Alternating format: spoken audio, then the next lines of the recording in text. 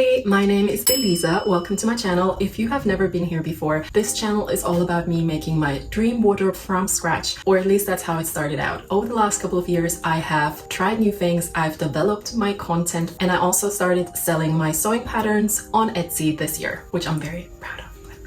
Today, we will be making a new sewing pattern. It is called the Audrey dress pattern. I first made this dress back in May in a destashing video that was actually quite popular. In that video, I basically just tried to scrap bust a little bit, and I made 3 sewing projects in about a week. And the last sewing project that I made was actually, unbeknownst to me, the prototype for this Audrey dress. It was a very simple full circle skirt cotton day dress that a lot of you loved. It was very popular. So that dress is the inspiration for what is now the Audrey dress. The cool thing about this dress, it is actually pretty simple, yet very striking. Because of the full circle skirt, because of the fitted bodice, it kind of like gives 1950s vibes while still being very, very current. These silhouettes are also up and coming. You can see them on a lot of runways right now, so I think making something like this will have you covered for the next spring-summer season. Because it is so 1950s reminiscent, this is also what inspired the name. I'm a huge Audrey Hepburn fan, and this is why I named the dress Audrey.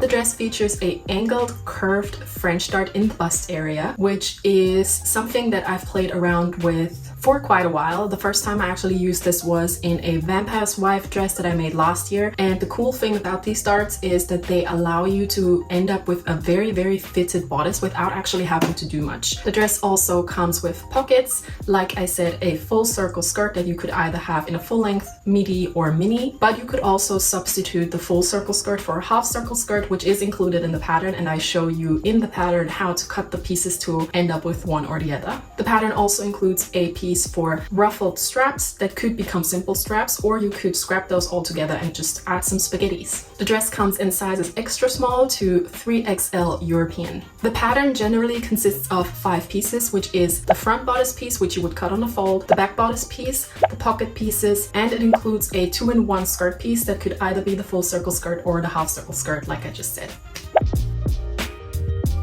So with this one dress pattern, you could make so many different dresses, and also depending on your fabric choice, there's so much room for creativity. Today, I'm gonna make 2 versions of this dress. The first one was actually just my prototype for this pattern, but it ended up looking so beautiful that I wanted to feature it in today's tutorial video. This one has the ruffled sleeves and the full circle skirt. The second version that I'm gonna show you today has simple straps that I actually kind of tied up in a little loop and made them look a little like a dungaree dress, you could say, and a half circle skirt. Right, so that's everything you need to know about the pattern. Let's jump into the printing process.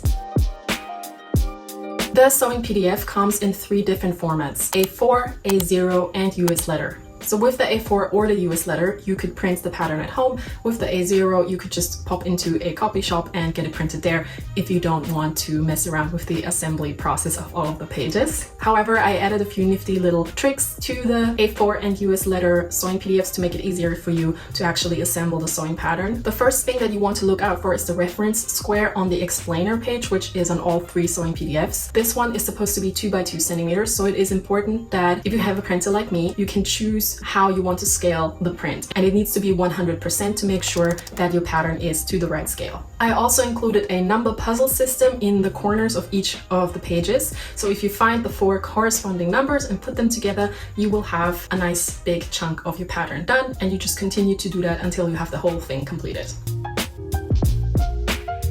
Should take you about 10 minutes, not too long. There are suggestions on how to place your pattern pieces on your fabric included in the sewing PDFs. There's 2 options. One is for the full circle skirt version and one is for the half circle skirt version. They're pretty straightforward, but if you have any questions, don't hesitate to reach out to me.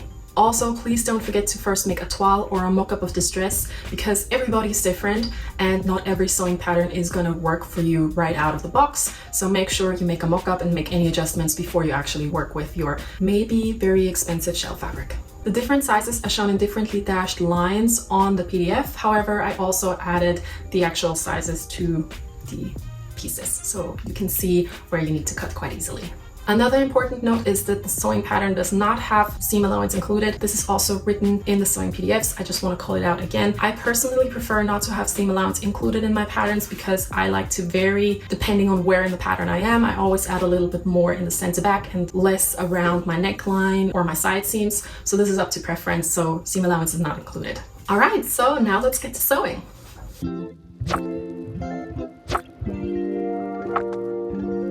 Step number 1 is to sew in all of our darts, starting with the angled curved French bust dart. Because I want to make sure that my two sides are completely and totally symmetrical and accurate, I'm grabbing some white wax paper and I'm placing my piece on top of it. And then I'm grabbing one of these things here, which is a spiked roller. I'm placing my pattern again, and then I go ahead and roll over the outline of my bust dart to trace the shape that I will be following with my stitches later. On one side first, making sure everything stays in place and isn't moving too much. And then I do the same thing so we have the outline on the other side. You could also just go ahead and use some tailor's chalk, but I like doing it like this. And now I have the dart transferred onto my pattern piece on both sides. Now we can sew our darts in. Our front bust darts are probably the most challenging part about this pattern, simply because it's a little bit alien. So what I'm doing is I make sure that the outlines are dead center on top of each other, and then placing some pins very carefully. And you will see that you then get a dome-like shape. What I mean by that is this shape right here. This is what it looks like when the darts in the front are pinned in. And now I can go ahead and start to sew the dart, and it's important to start at the side seam and go towards the tip of the dart. Never start at the tip and go towards the side seam. I'm gonna use a stitch length of 3 on my machine.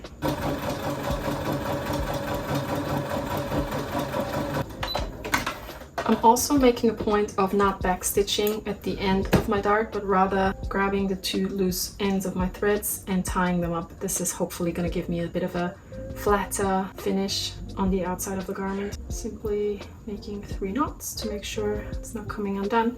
1 dart done, 1 more to go.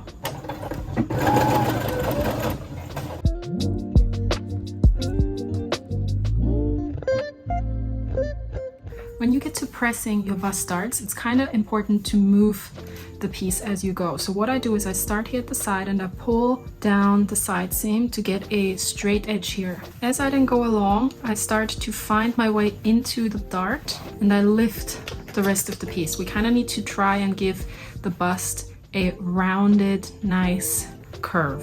It doesn't look it when it's on a flat surface, but you will see once you put it on. So slowly go over it a couple of times. Start at the side to get a straight side seam, as you can see here, and then find your way into the dart while lifting the rest of it up like this. And then check from the outside and let it go here from the side seam. And then this is what you should end up with. And you can see that it has a nice lift here now. So once the darts are in, we can join the front and the back at the side seams. So I'm simply placing these sections along and I start pinning. And you want to make sure that the front side seam is as straight as the back side seam.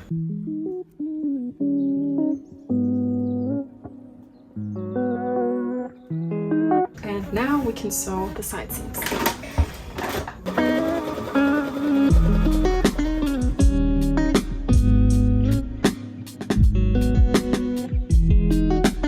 There are 2 ways on how you can finish the dress on the inside. The first way would be to line the dress completely. For that, you can just repurpose your PDF sewing pieces, place them on lining fabric, cut it out, and just produce a second version of your dress and use that to overturn all of your raw edges in your garment. I do have a tutorial on how to line any garment. I'm going to link it below. Today, for both of my sewing projects, I decided to face the dress, and I'm going to show you how to do that now. Right, so to cut the lining pieces, you will need your pattern again and any remnants of your shell fabric. Okay, I have found myself a fold. I place my pieces the same way as I would do if I cut the whole thing, but we're going to concentrate on the neckline this time. I'm going to grab some chalk and I'm going to start to outline my piece, starting with the neckline. And I'm going to go down on the side. And now is the time for you to decide how deep you want your facing to be. I'm going to go for 6 centimeters. I'm gonna remove my pattern piece, and I'm gonna also mark the 6 centimeters for the rest of the length of my facing. Okay, that's the front. Don't forget to cut it with seam allowance included. And now we have something looking like this. We need something similar for the back, but the way we outline the back is a little different. So I'm placing it down once again. I'm gonna pin it. And now I again find the 6 centimeters in the side, because this is how tall or low, however you want to say, my facing is. And I mark my neckline. Now for the back, I want to go all the way down the center back because we need some facing to hide our center back seam neatly. So going all the way down here, and I'm just gonna make it 6 centimeters wide for some consistency. So I mark the 6 here. Once I have this outline, I can remove the paper pattern. Once again, just gonna place a pin to make sure the 2 fabric layers aren't moving too much, and marking the 6 centimeters across as well as down the center back. And I'm gonna round this a little bit, and that's the facing piece for the back. Again, don't forget, you need to add some seam allowance. There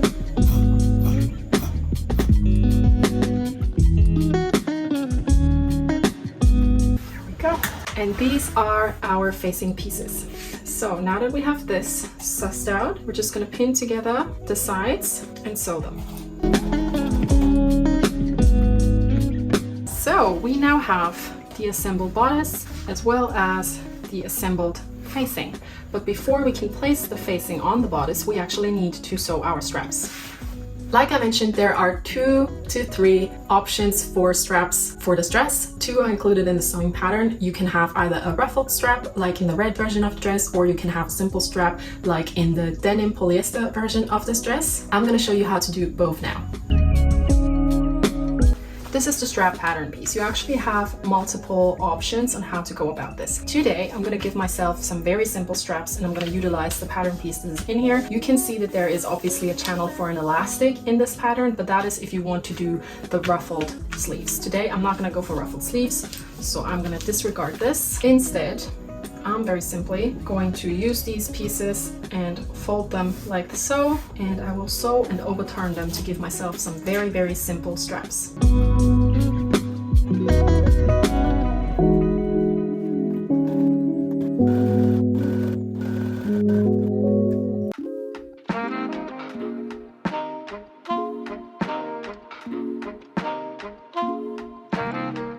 Before I actually attach the facing to my bodice, I will want to prepare my sleeves. You will have to buy some elastic that you can insert into them. I have a 1.5 centimeter elastic here. I cut 2 strips of 40 centimeters each. What I'm doing is I'm folding them in half. I'll place 1 or 2 pins just to secure the fold. And I will now go ahead and sew down this side. Up next, I just turn this around so it's nicely overturned. My weapon of choice for this is a chopstick. The seam that I've just sewn is dead center in the middle of this piece. Once I have pressed these, they look like this. What I want to do next is I want to create a tunnel in the middle of these straps where my elastics can go in. Seeing that these are 8.5 centimeters for me, they could be 8 for you or 9, depending on how tidy you've sewn them. I will want to create a 1 centimeter tunnel, meaning I sew 3.5 centimeters from each edge. I mark this on one side and I use the plate on my sewing machine to guide the rest. Once the tunnel is created, I go ahead and use a safety pin to insert the elastic into the tunnel and gather up the strap. Before the end of my elastic disappears in my strap, I just pin it down so I can continue and actually ruffle up this piece. And that's one strap done. Alright, we have the bodice, we have the facing, and we have the straps. So let's put all of this together. I'm going to start out with pinning the front first, and we need to do this by having the right sides facing. I'm going to find my center front notch point, followed by my side seams, And then I'm going to pin the sections between these points as well.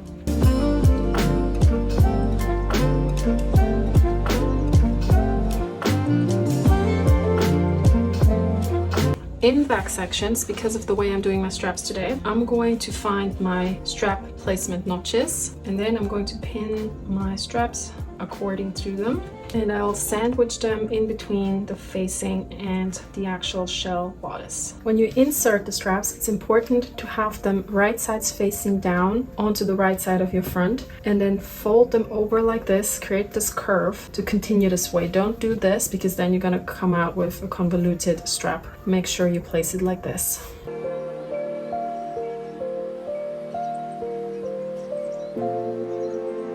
Now we have the facing attached together with our straps, and we can go ahead and sew this part all the way around the neckline. Mind you, we are only pinning and sewing the neckline right now. We leave the center back section open. This needs to stay open for the zip later.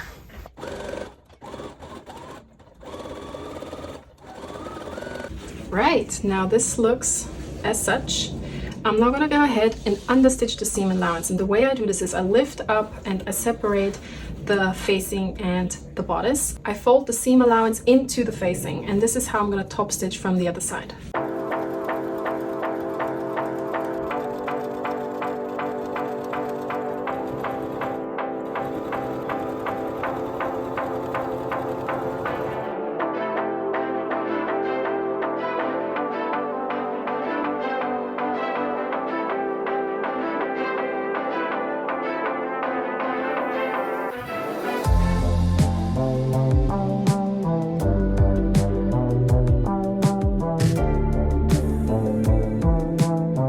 First thing I need to do is to sew together the center back seam, which is this side, to make it look like this. And now I can put the front skirt right side stitching with the back skirt and actually feed in the side pockets. This is our front skirt, and these are our pockets. What you need to do is to separate your 4 layers and put 2 layers each together for the 2 pockets. Then we grab 1 layer for each side and place it like this. You want to place it so it's flush with your waistline and flush with your side. And you just place a few pins to keep it there. 1 side, 2 sides.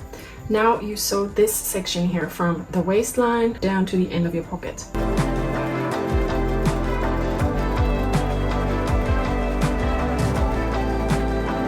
Up next, you want to fold the pocket away from the skirt to the outside and understitch it. So you flat stitch this section here. Once you have this, you repeat the same steps with your back skirt.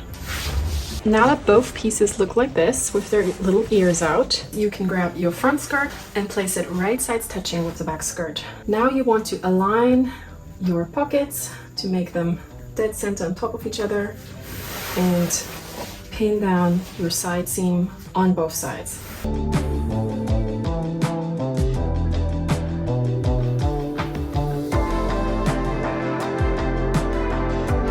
Before you take this to your sewing machine, you might want to revisit your pattern and place it so that you have 1 centimeter seam allowance up here. And you will see that there is a notch in the pattern down here as well as up here. So what you can do is to place the needle in this area, because you want to shut the side seam up until this point to only have a designated pocket entrance. So what you would do is you sew down here, you lock and lift off, then you move over to the pocket on this side and sew all the way around it, shut it, lift off, and then you start from up here and sew all the way down the side of your skirt.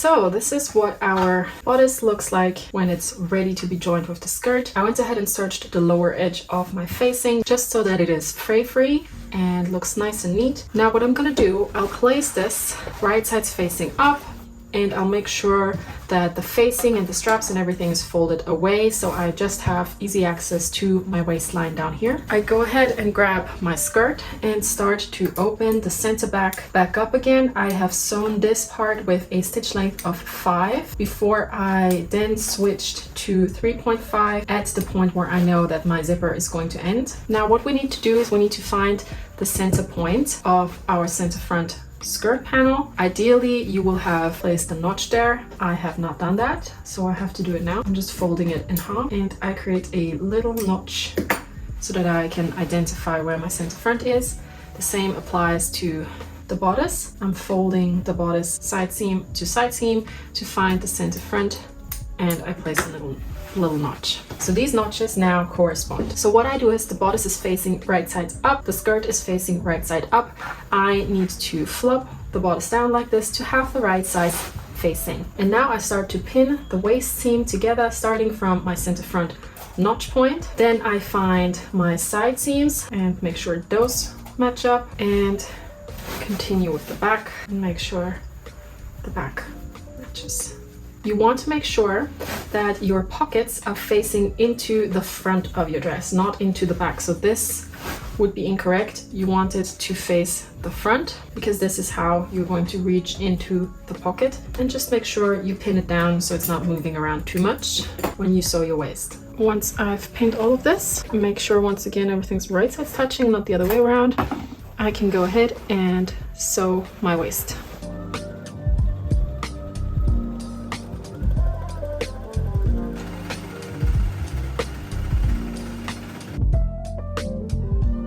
So we are now in a good place. The dress is completely assembled. This is what the inside looks like. It needs a bit of a press so that the seam allowance is facing down. But other than that, we are ready to insert the zipper into the center back. I have an invisible dress zipper here that I'm going to use, which is 60 centimeters long.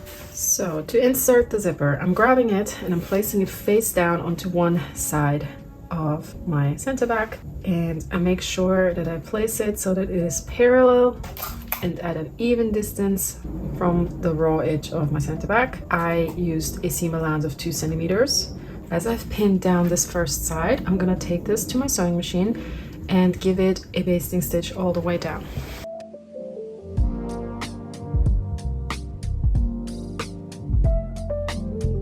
Once you've basted one side, you can grab some tails crayon and mark your waist seam towards the other half of your zipper. And that's just gonna help you to now align that part to make sure the seam eventually continues seamlessly. So the waist seam is the first thing I'm pinning, and then I make sure I am flush with my zipper head and my center back neckline, and then I do the part in between, and then I continue down the skirt. And now we can go ahead and baste that other side.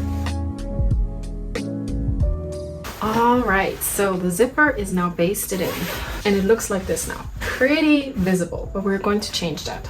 If you have a zipper foot, you can go ahead and use that to make sure that you have a truly invisible zipper from the outside. I do not have a zipper foot, so what I do is I just use my normal presser foot and I uncurl basically the teeth of the zipper and sew in this stitch. Now that I inserted my zipper as best as I can and made sure that the teeth are as invisible as possible, I can now utilize my facing to finish everything off. The first thing I'm going to do is I will serge these raw edges to make sure they're flush, they're nicely finished before I complete everything with my facing. I'm gonna start at my hem down here and serge all the way up to my neckline.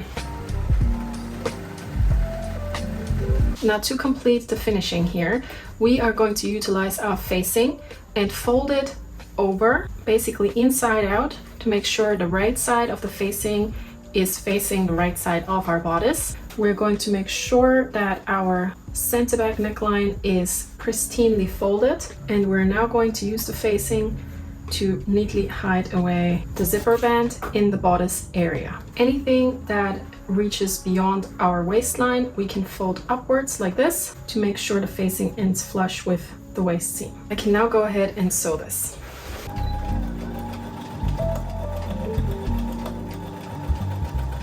Once this is sewn, I am going to trim this corner back a little bit just to make it easier for myself when I now overturn this section. Once I press this, we're gonna have a really nice neat finish here for the inside of our dress.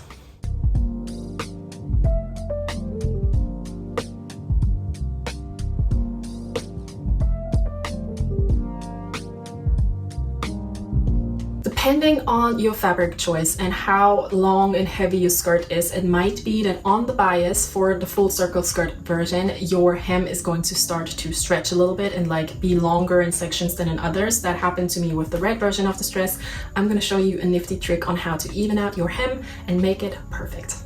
Something that happens with a circle skirt is that because it is a 360 circle, the grain of the fabric reacts differently along the hemline. So you can see our true length of the skirt is right here in the center front. And then right next to it, those are the 45-degree grain lines, which is also called the bias. And when you finally put it on a mannequin or on a hanger, this is gonna happen. So the 45 degrees, which are the bias, are gonna hang down more than the actual true grain of the fabric right here. So what we need to do, and what a tailor would do, is to put it on a mannequin. Preferably, if you don't have a mannequin, don't put it on a hanger, put it in yourself and get somebody to help you. Find something like this here. This is a tripod that I'm using, and use this as a guide to mark the actual length in these areas that have hung out, that have extended, if you will. So I'm just using this to mark where I will have to trim it back. And I do like to use my tripod because it allows me to adjust it and to find the actual length to get it even with this section.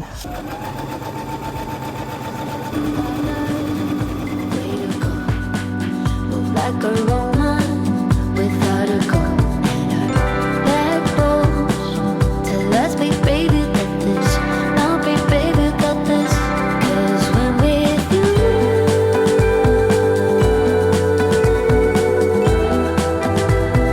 everything starts making sense. The worries I've been stuck with today, and turning into fire and flames. And maybe I was saying lies, hoping that then I come alive. But then again, I wouldn't have known that heaven was mine after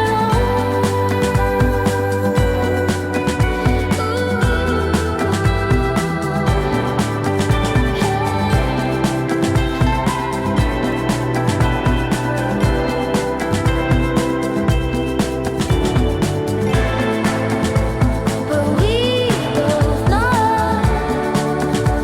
So why can't we just give it a go? And that is it, my friends. I hope you enjoyed this tutorial video. I would love to see your Audrey dresses. If you decide to make one, please send me a picture. You can either do that one-on-one or you can tag me on Instagram, completely up to you. But I'm always very excited to see my sewing patterns out in the wild. Let me know what you think about this dress. If you haven't come from Etsy but actually found this on YouTube, please consider giving it a go. The link to the sewing pattern is in the description. I am so stoked about how these two versions of my own came out today. I'm gonna make a third one that I'm gonna show you next week because I want to definitely have a mini version of this dress, and I'm very excited about my fabric choice as well. So stay tuned, come back next week, and we can reconvene then and there. See you in the comments. Bye!